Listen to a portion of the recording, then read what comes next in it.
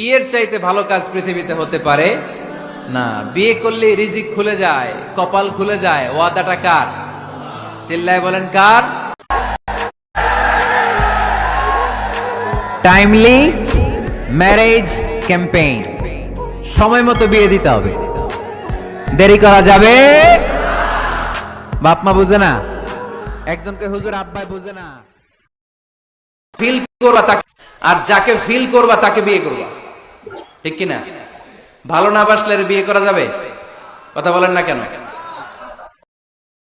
আজকালকার দেখা যায় ছেলেও মেয়েকে পছন্দ করে, মেয়েও ছেলেকে পছন্দ করে। সব চাইতে বড় বাধা হয়ে দাঁড়ায় আজকের সমাজ, আজকের আব্বা এবং মা। হারাম রিলেশন করছে, বাবাও জানে, মাও জানে, কিন্তু বিয়ে দিতে চায় না। এস্টাবলিশ হতে হবে, ঘরের আন্ডার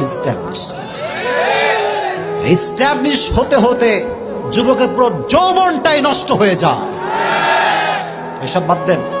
মেয়ে যদি ভালো হয়, ছেলেও যদি ভালো হয়, বিয়ে দেওয়ার দরকারটা আছে না নাই?